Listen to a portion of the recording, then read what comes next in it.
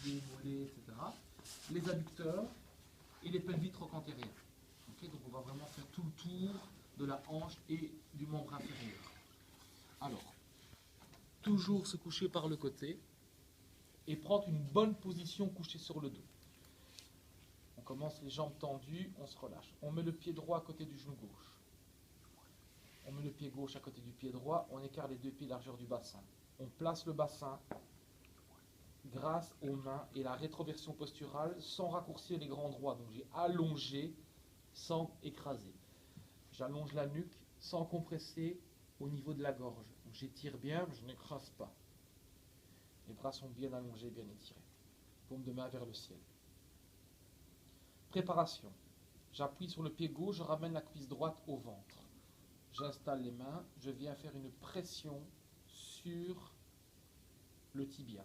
J'allonge la jambe gauche qui va exercer une légère rotation interne au niveau du fémur pour empêcher le pied de partir. Je maintiens comme ceci pendant 30 secondes.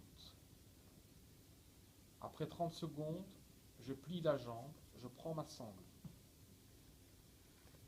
J'installe la sangle au niveau du talon.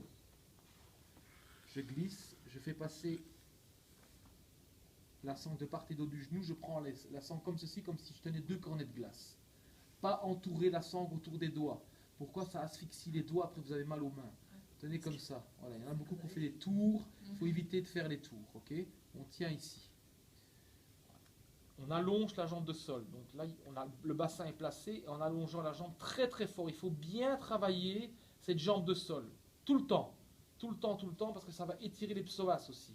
Ça va ouvrir devant. Avec une légère rotation interne, ça va renforcer vos rotateurs aussi. Et de là, je laisse la cuisse se séparer du ventre. Et j'essaye d'obtenir l'angle droit. Parfait. Je pousse sur le talon, point de flex, base du gros orteil, et je tire sur la tranche du petit orteil. Donc, le talon pousse, la base du gros orteil pousse, et la tranche du petit orteil tire. Tirer, c'est vers soi, pousser, c'est loin de soi. Rotation interne, il ne faut pas que le pied soit à l'extérieur. Okay, il faut que vous soyez à l'angle droit. Donc là, c'est trop. Là, c'est pas assez. Il faut fermer jusqu'ici. L'angle droit. Et on maintient. Toujours allongé. Les deux jambes s'allongent, les épaules s'abaissent, la nuque s'étire. Minimum 30 secondes. Okay, donc ça, c'est le premier niveau. Ensuite, je replie la jambe. Je relâche. Normalement, je dois à chaque fois réallonger les jambes et observer ce qui se passe. Donc, je ne vais pas le montrer ici, mais vous devez réallonger, observer, vous reposturer et placer au niveau suivant. Comme ça, à chaque fois, vous voyez la différence. Okay, et là, normalement, vous faites la jambe gauche. Donc là, je montre tout de suite la variation sur cette jambe droite. La variation 2. Cette fois-ci, je vais garder la cuisse au ventre. Okay, et je vais mettre la sangle plus au centre, au niveau des métatarses. Okay, là, j'allonge. Rotation interne de la jambe gauche. Hein. J'essaye de tendre en gardant la cuisse au ventre. Donc c'est un étirement proximal. La jambe n'est pas tendue. Dans certaines écoles de yoga, on impose tout le temps la jambe tendue. Mais chez certaines personnes, c'est impossible si la chaîne postérieure est trop raide. On dit que c'est néfaste pour le genou, mais pourtant il y a plein d'exercices qui se font genou souple et on ne se pète pas le genou pour ça.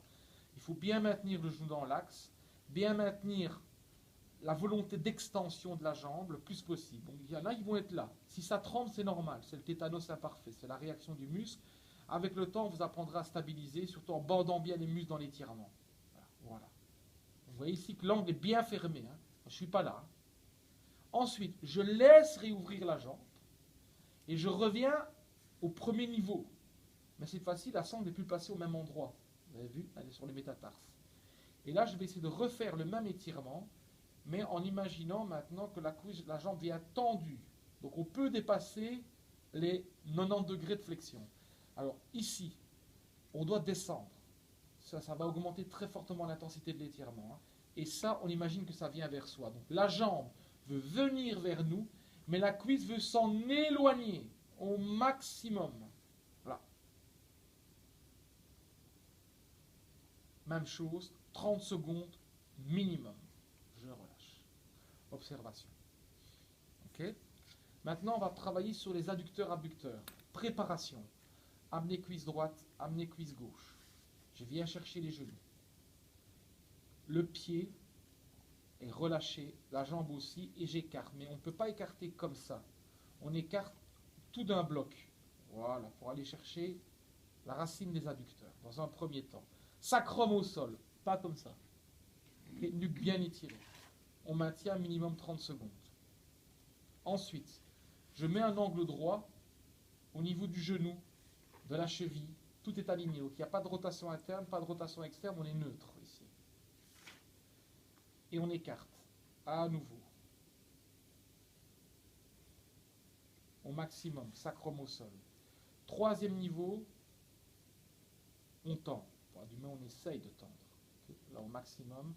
Pas laisser le pied tomber, il faut garder le pied actif. Donc le pied n'est pas inactif. Point de flex, pousser sur la base du gros orteil, maintenir le pied dans l'axe. En fait, le deuxième et troisième orteil est aligné avec la rotule, ici. Okay, comme ça, il n'y a pas de torsion. Et la flexion ici est inférieure à 90 degrés. Je ne suis pas là. Regardez, il y a le train qui passe sous mon dos là. Il faut garder. Il ne faut pas écraser non plus. Sinon, c'est les grands droits qui poussent et là, on ne respire plus. Il faut garder l'étirement, sacrum au sol, nuque bien étirée. Le dos le plus allongé possible. Hop. Je referme. Et là, je vais travailler mes adducteurs. L'idéal, c'est même de plier la sangle en deux, parce qu'on a eu des problèmes avec la sangle quand elle était longue, elle gêne. Donc vous pliez la sangle en deux, c'est encore mieux pour celui-là. Vous venez chercher la base des métatarses.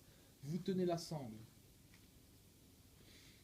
avec le bras tendu, jambes tendues, à un angle inférieur à 90 degrés. Si ce n'est pas possible, on peut travailler déverrouillé, mais très vite, il faut essayer d'arriver à l'extension, avec le travail précédent. J'allonge cette jambe-ci en glissant le talon au sol et je laisse une ouverture de 10 cm. Pourquoi ça, on peut le faire aussi comme ça, mais c'est moins stable. Okay, on vient ouvrir. Et là, on va aller chercher, main au sol, une ouverture. Alors, on va avoir tendance à partir comme ça. Il faut garder l'hémi-bassin droit dans le sol et ouvrir le côté gauche en gardant le pied flex, actif, pas tordre dans l'axe, le plus bas possible et le plus proche possible, jambes bien tendues. Toute cette partie-là est très très active. Okay, alors, il peut arriver que le bassin, c'est pas possible de le maintenir. Alors, petit truc, brique de yoga.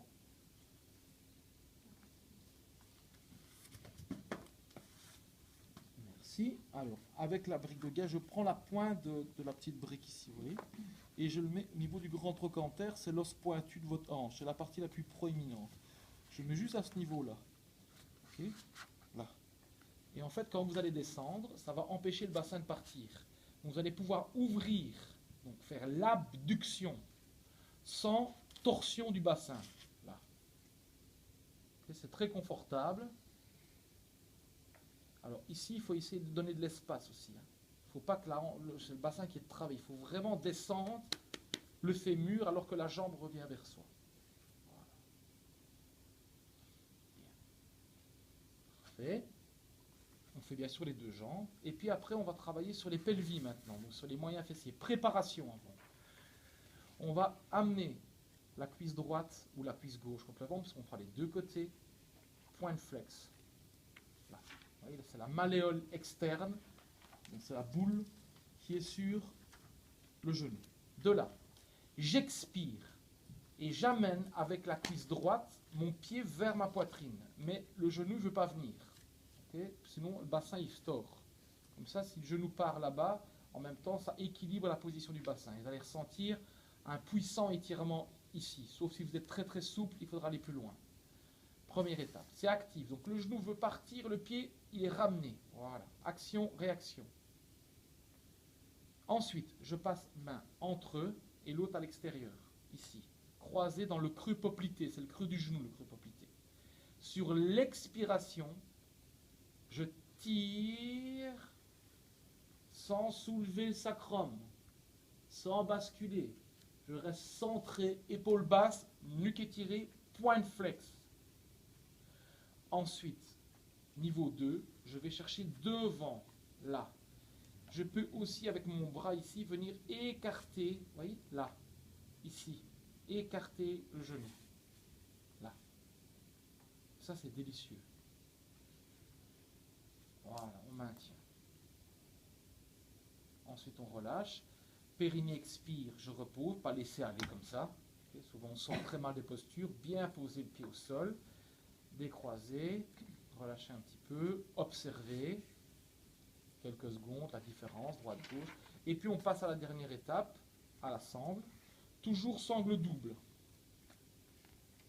Sangle double posée sur le pied. Voilà.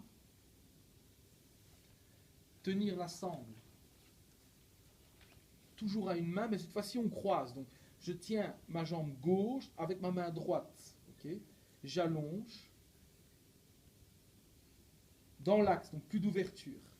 Et avec ce pouce-là, je vais faire descendre la tête du fémur.